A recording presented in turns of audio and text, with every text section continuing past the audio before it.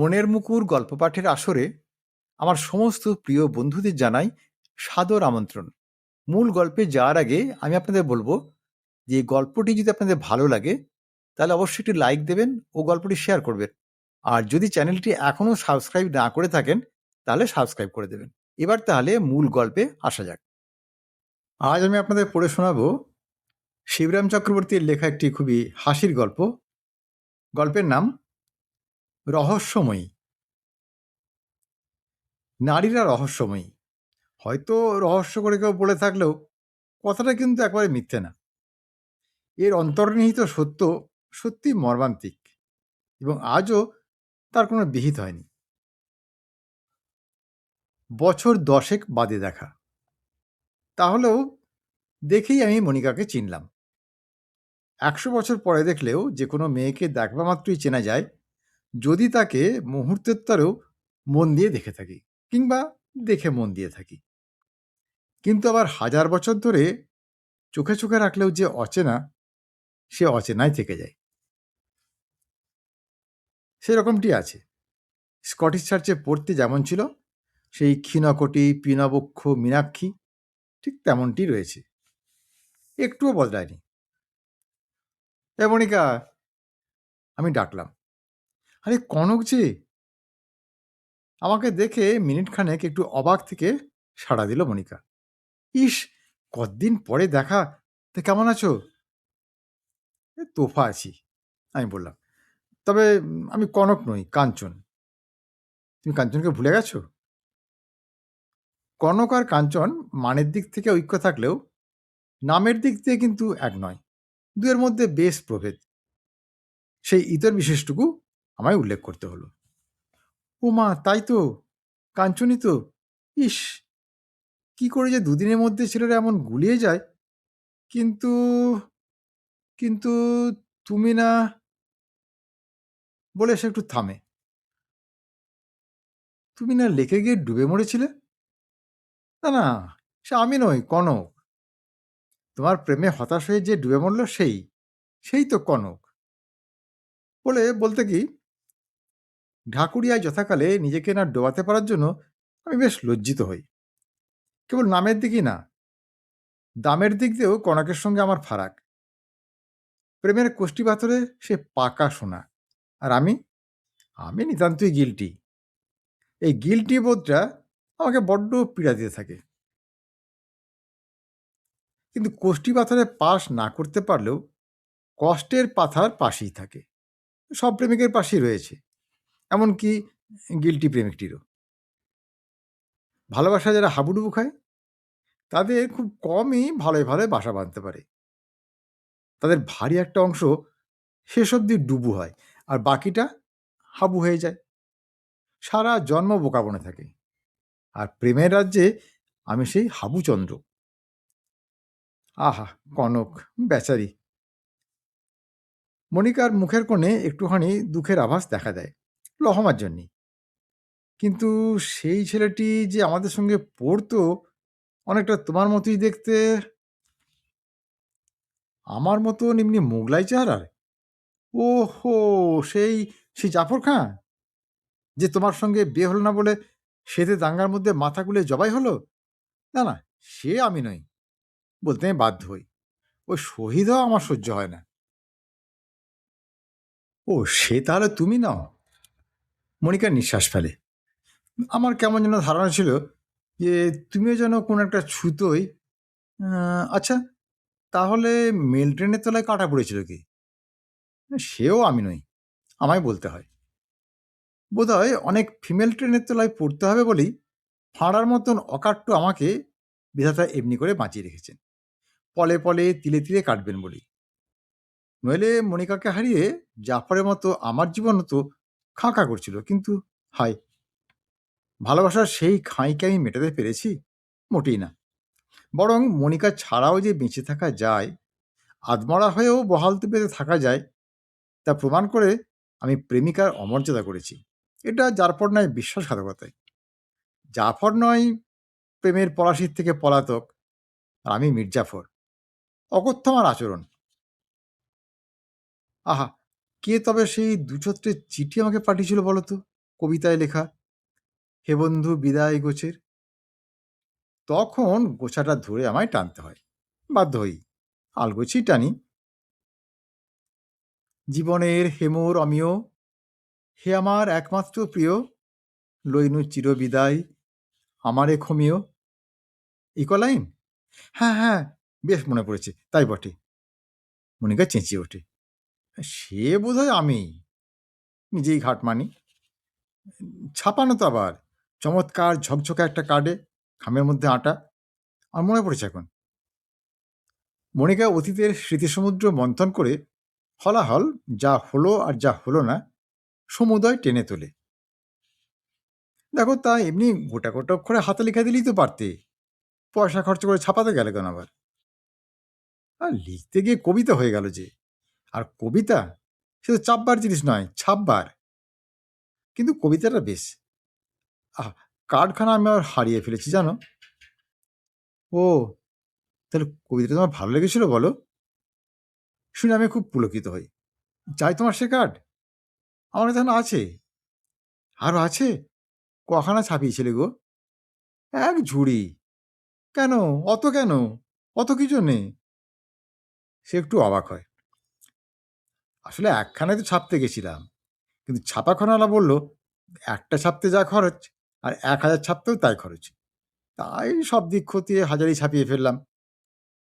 1000! বাবা! হ্যাঁ, কেননা ভেবে দেখলাম প্রথম বউনিতি যখন এই হলো, তখন আমায় এ জন্মে আর বউ নিতে হবে না। এই জীবনে প্রেমের প্রতি আখ্যানের শেষই এ প্রত্যাখ্যান আছে আমার কপালে। আরও তো দিতেই হবে, আরও আরও মেয়েদের। অতএব অনেকগুলো ছাপিয়ে রাখাই ভালো। ও, তুমি তাহলে আরও প্রেমে পড়েছিলে? আরও আরও মেয়ের সঙ্গে? আমার পরেও? মনিকার মুখ ভারায়। অভিমানিকা হলে এখনো ওকে বেশ দেখায়, মানায় বেশ। আমি চেয়ে চেয়ে দেখি। কি করব? প্রেমে কি আর আমি সাধ করে পড়ি? প্রেমে তো আমি পড়তে চাইনি।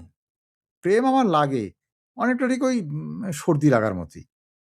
দিন কত নাকের জলে চোখের জলে করে, নাকানি চুপানি খাইয়ে শেষে আবার আপনার থেকে একদিন ছেড়ে যায়। ওই যেমন তুমি ছেড়ে গেলে আর কি। তাহলে আমার আর দোষ কি বলো? কেউ যদি লইনু চিরবিদায় বলে লেখে, তাহলে লোকে কি ধরে নেয়? সে আত্মহত্যা করেছে। কিন্তু সে যদি তা না করে, সে কি আমার দায়? বলে মনিকা নিজের দায় খালাস হয়। তুমি যদি আত্মহত্যা না করে থাকো, তো আমি কি করব? থাক, না করেছো নাই করেছো। তা এখন তাহলে করছো কি? আত্মহত্যাই, আমি বলি। তবে প্রথমকার মৌকা ফসকে গিয়ে একতালে না করতে পেরে সেই কাজই করছি তিলে তিলে, দিনের পর দিন। তার মানে একটু বেশ খুলে বলো তো। কি আর করব, সেই কার্ডগুলোই কাজে লাগাচ্ছি। এখনো বিস্তর আছে, 372 খানায়। তবে যে শুনেছিলাম, অবশ্যই গুজব সেটা, আমার সঙ্গে কাটান ছাড়ানোর পর তুমি কলেজ থেকে নাম কাটিয়ে নিজের নামটাও নাকি পাল্টে ফেললে। জগন্নাথ না বলরাম কি যেন নাম নিয়েছো? প্রায় কাছাকাছি, আমি সায় দিই। এই নাম কাটা সেপাইদের যা হয়ে থাকে আর কি। তা কেন করতে গেলে? নিজের নাম কেউ ছাড়ে?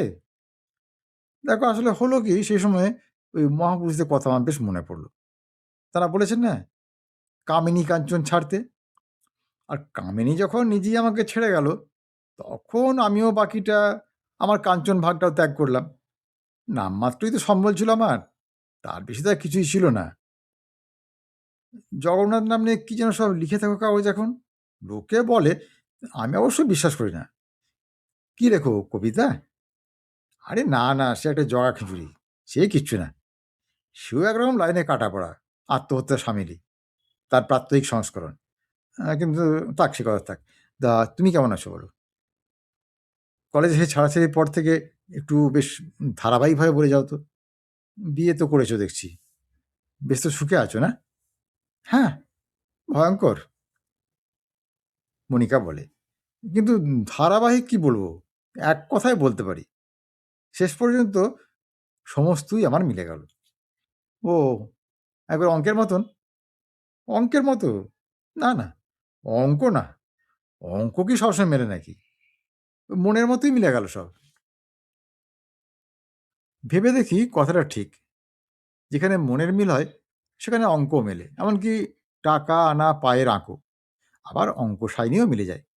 তবু আমি জিজ্ঞেস করি, কীরকম? হ্যাঁ, তোমার চলে আসার পর তারপরে আরও দুটি ছেলে এলো স্কটিশে, আলোক আর হিরণ। থার্ড ইয়ারে এসে তারা ভর্তি হলো আশুতোষ থেকে। তুমি, জাফর, কনক, আরও কে কে যেন একা একা আমায় ছেড়ে গেলে। শেষে এসে দুটিতে দাঁড়ালো, ওই হিরণ আর আলোকে।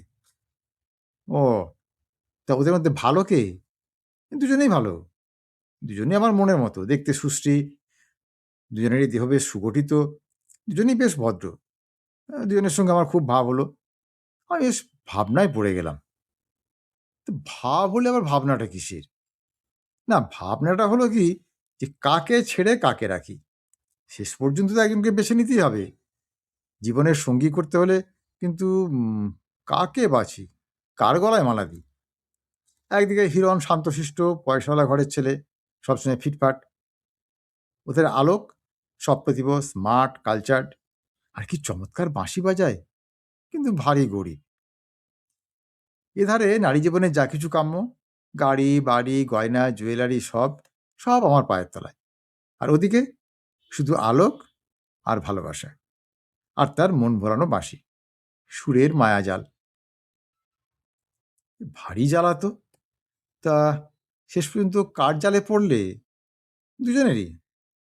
কিন্তু কার জালে যে উঠবো তাই ঠাউর করতে পারছিলাম না। দুজনকে ভালোবাসলেও ভালোবাসা কি আর ১৯-২০ নেই? দেখো, অঢেল টাকা যেমন মনকে টানে, তেমনি সুরের মোহ তো কিছু কম নয়। গানের আমি যে কি ভক্ত ছিলাম তা তুমি জানো। সুরের জাদুতে যেন আমি কি হয়ে যাই। বাঁশির সুর আমায় পাগল করে দেয়। হ্যাঁ, সে আমাকেও করে। যেখানে বাঁশি বাজে সে তল্লাটে আমি থাকি না। সেখান থেকে এক ছুটে আমি পালিয়ে আসি। একদিন হয়তো হিরণের সঙ্গে কাটাচ্ছি। সিনেমা, কফি হাউস, বোটানিক্সে যাচ্ছি, হাওয়া খাচ্ছি ওর মোটরে, কি স্ফূর্তি। আরেকদিন হয়তো আলোকের সঙ্গে গঙ্গার ধারে, কি ভিক্টোরিয়া মেমোরিয়ালের ছায়ায় বসে বাঁশি শুনছি ওর। আমার একটি কথা, বাঁশি জানে, বাঁশিই জানে। আহা, কি অদ্ভুত বাজাতো যে আলোক! তুলনা হয় না, তার তুলনা হয় না সত্যি। এমনি চলছিল দিনের পর দিন।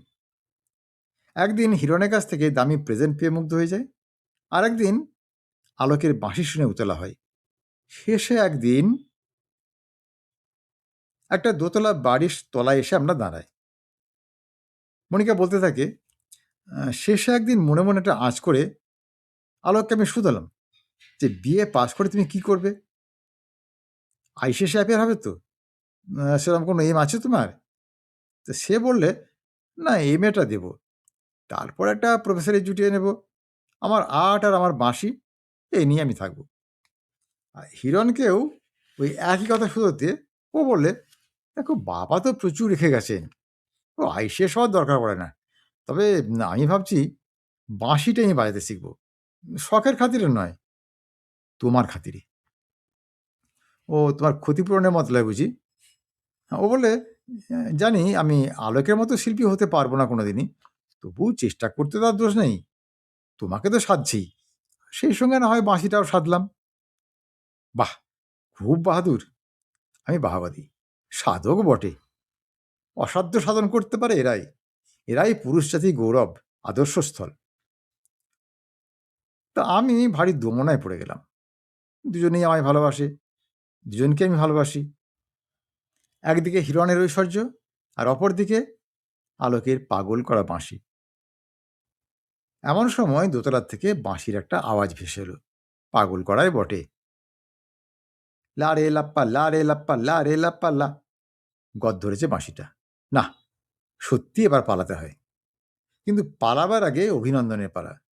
যেটুকু না পালন করলে ত্রুটি থাকে। যথার্থই এই মেয়ে মহিষী। মনিকার সম্বন্ধে যে ক্ষোভ এতদিন আমার মনে জমেছিল তা মিটে গেল। ধন্য মনিকা। ভালোবাসার জন্য বিপুল স্বার্থ বিসর্জন দিয়ে দারিদ্র্য বরণ করেছে। যে বিগলিত শখের খাতিরে নয়, সখীর খাতিরে যাদবপুরের দিকে গলা বাড়াতে দ্বিধা করল না, সেই গলালগ্নীকৃত বাঁশিকেও ভাসিয়ে দিয়ে, যে অপদার্থ আইসিএস না হয়ে শুধু প্রফেসরই আর বাঁশরি নিয়ে রইল তার ঘরণী হয়ে। না, নারী রহস্যের আনাড়ি আমরা কোনো দিনই তার নাগাল পাবো না। মনিকা, তোমায় ধন্যবাদ। আর তোমার থ্রু দিয়ে সমস্ত নারী জাতিকেই আমার শ্রদ্ধা নিবেদন। তুমি যে হিরণ্যগর্ভে হজম না হয়ে নিজক শিল্পীকেই নিজের জীবনে বেছে নিয়েছো। হ্যাঁ, আর একটা বাঁশি যেন সুর মেলাচ্ছে না। না না, ও হিরণ। মনিকা আলোকপাত করে। সেই সাজছে। আর একটা বাঁশি নয়, খোকা। খোকা আমাদের কাঁদছে। বাঁশি শুনলেও কাঁদতে থাকে। খোকার আমার নাম রেখেছি আলোক। আজকের গল্প তাহলে এখানেই শেষ করছি। গল্পটি কেমন লাগলো তা কমেন্ট করে জানাবেন। আর যদি ভালো লাগে তাহলে একটা লাইক দেবেন ও গল্পটি শেয়ার করবেন। আর যদি মনের মুকুর চ্যানেলটি এখনও সাবস্ক্রাইব না করে থাকেন তাহলে এখনই সাবস্ক্রাইব করে দিন। আজ তাহলে আসি বন্ধু, খুব শীঘ্রই আবার হাজির হব এরকম একটি সুন্দর গল্পের ভিডিও নিয়ে। ততক্ষণ সবাই খুব ভালো থাকুন, সুস্থ থাকুন, আনন্দে থাকুন। নমস্কার।